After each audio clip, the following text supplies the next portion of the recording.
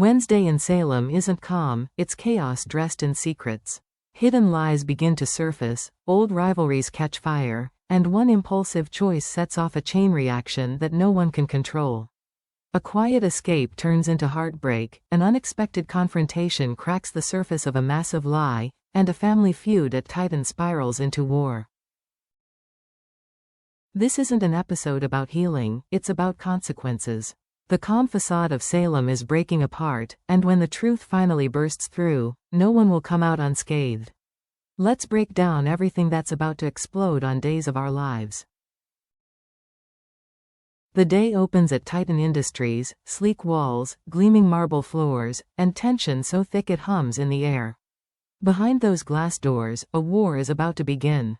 Tony DiMera strides in like a man claiming his throne, every movement radiating arrogance and entitlement. In his mind, this isn't a meeting, it's a coronation. Titan, he insists, was never meant to remain in Kuriaki's hands. This company was stolen, he declares, his voice slicing through the room.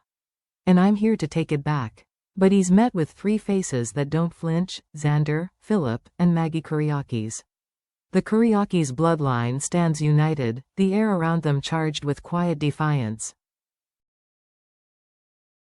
Xander leans forward, his tone lethal in its calm. Titan doesn't bow to outsiders. Especially not ones with DiMera greed running through their veins. Tony smirks, undeterred. You mistake greed for heritage. We build empires while you cling to family pride. That's when Philip strikes, his voice low but cutting, and yet you're standing in our building. Maggie steps in, desperate to de-escalate, but the men are beyond reason. The conversation spirals, old grudges resurface, family history ignites. The DiMeras see legacy. The Kuriakis see invasion. Finally, Tony slams his briefcase shut, his composure snapping. You'll regret this, he spits before storming out, leaving silence heavy behind him. Maggie exhales shakily, whispering, "This isn't over." Xander replies darkly, "It never is." Viewers, this isn't business, it's blood sport. And in Salem, corporate wars don't stay contained in boardrooms. They ripple outward, tearing through families, marriages, and alliances until only one name remains standing. Across town, the morning feels different, too quiet, too still. In one small room, a suitcase sits half-zipped, an empty closet staring back at the life Holly Jonas is leaving behind. She's already gone, and the silence she leaves behind is deafening. Tate Black senses it before anyone tells him. He dials again and again, his thumb trembling over her name. Each unanswered call, each message left unread, carves a deeper pit in his stomach. Something's wrong, terribly wrong. Meanwhile, Ari Horton paces her room, clutching her phone like it's burning in her hand. Holly's last words echo in her mind. Promise me you won't tell him. Promise me. It wasn't just a request, it was a plea. And Ari, torn between loyalty and conscience, can barely breathe under the weight of it. The guilt is unbearable. She replays the promise over and over, whispering to herself, "I can't break it. I can't." But when Tate arrives, his voice raw with panic, his eyes filled with fear, her silence shatters. Holly's leaving, she blurts out, tears in her eyes. She's going to France. The words hang in the air like a gunshot. Tate's heart stops for a beat before instinct takes over. He doesn't wait, doesn't think. He bolts, desperate to stop her, to say the words he never got to say. The camera would follow him through the night, rain-slick streets, headlights flashing, his breath visible in the cold air. Because this is more than a goodbye, it's a reckoning. One secret kept too long. One confession said too late. And viewers, in Salem, love never fades quietly.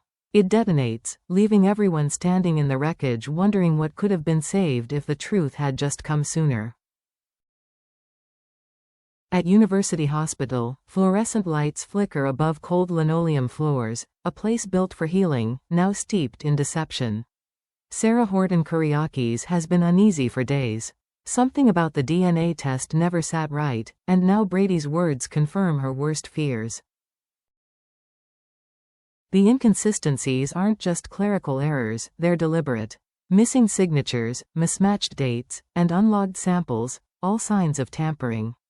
As Brady lays out the evidence, frustration flashes across Sarah's face. "This doesn't make sense," she mutters, flipping through the papers. Then her voice hardens. "No, someone made it not make sense." For Sarah, medicine is sacred, truth, non-negotiable.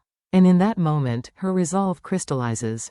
She grabs the file from Brady's hands and storms out, white coat trailing behind her like armor. Down the corridor, she spots Sophia Choi. Their eyes lock, predator and prey. The air between them feels electric, dangerous. Sophia's expression freezes before she quickly masks it with a trembling smile. "Sarah, what's going on?" she asks, feigning confusion. Sarah steps closer, tone low but sharp. "You tell me, because these results," she lifts the folder, "don't add up." Sophia stammers, "I don't know what you're talking about." Sarah cuts her off cold. "Then why are you shaking?" Silence. What follows isn't shouting, it's precision. Sarah dissects Sophia's story, exposing every inconsistency, every hesitation. Sophia's mask begins to crack, her confidence melting into fear. By the end, Sophia can't meet Sarah's gaze. She turns away, trembling. Sarah doesn't need a confession, her silence says enough. The test was falsified. The truth was stolen. And as Sarah walks away, one thought burns in her mind. If Sophia wants a war, she just started one with the wrong woman. Across Salem, redemption is taking a darker shape, the kind that blurs the line between justice and revenge. Johnny DiMera stands by the window of his apartment, city lights flickering across his face. The weight of humiliation still lingers. The adoption scandal didn't just ruin his reputation, it nearly destroyed his marriage and his name. Beside him, Chanel watches quietly, torn between empathy and exhaustion. "This isn't over," Johnny mutters, gripping a stack of documents. "She thought she could destroy us. She was wrong."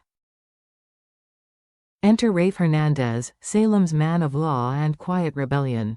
His arrival shifts the tone from despair to determination. Rafe lays a file on the table, proof, names, leads. "If Sophia faked anything in that report, we'll find it. But once we do, you'd better be ready for the fallout." Johnny smirks, a flicker of DiMera fire in his eyes. "Fallout doesn't scare me. Silence does." Chanel frowns, sensing something dangerous. "Johnny, this isn't about clearing your name anymore, is it?" He looks at her, half a smile, half a warning. "No. It's about making them pay." The alliance is sealed with purpose, but it's fragile. Each of them has something to lose, their jobs, their reputations, even their sanity. Yet none of them can stop now. As the camera pulls back, their plan begins to take form, files spread across the table, maps, photos, connections. They're not just chasing redemption, they're preparing for war. And if history has taught Salem anything, it's this: DiMeras never fight fair. When they strike to win, no matter who gets caught in the crossfire. Back at the Salem Police Department, the fluorescent lights buzz faintly, cold, sterile, unfeeling. But inside J.J. Devereaux's mind, the noise is deafening. He sits at his desk long after his shift has ended, the badge lying in front of him like a ghost of purpose he no longer recognizes. Theo Carver's words loop in his head, harsh, honest, unrelenting. "You shouldn't even be here." Each syllable hits harder than the last. Maybe Theo's right. Maybe the uniform, once a symbol of redemption, has become just another mask he hides behind. The man who wanted to protect Salem now feels powerless in it. Jada Hunter steps quietly into the room, the sound of her footsteps echoing against the tile. She doesn't speak right away, she just watches him, recognizing that kind of silence, the kind that comes right before someone breaks. When she finally speaks, her voice is calm but firm. You look like a man carrying the weight of the whole town on his shoulders. JJ lets out a hollow laugh. I wanted to make a difference, but maybe I'm just another mistake in a badge. Jada sits across from him, eyes unwavering. You still care. That's what separates you from the ones who don't. Her words linger like a lifeline. For the first time in hours, JJ looks up, not at her, but at the badge glinting under the fluorescent light. It used to mean something. Maybe it still can. In Salem, redemption doesn't come with applause. It comes in the quiet moments when someone decides to keep fighting, even when they're losing faith. And as JJ takes a deep breath, one thing becomes clear: he hasn't given up yet. Not completely. And that's Days of Our Lives, Wednesday, October 8th, an episode where truth bleeds through every corner of Salem. At Titan, legacy becomes war. Across town, love turns into a desperate chase. Secrets crumble, lies unravel, and guilt becomes the most dangerous weapon of all. From Sarah's fierce pursuit of justice to Holly's heart-wrenching escape, every thread pulls tighter toward disaster. But it's JJ's quiet crisis that leaves the deepest mark, a reminder that in this town of betrayal and chaos, the hardest battles aren't fought in boardrooms or bedrooms. They're fought within. Will the truth free Salem's broken hearts, or destroy them completely? Comment your theories below, hit that like button, and stay tuned, because Salem's storm is only getting darker.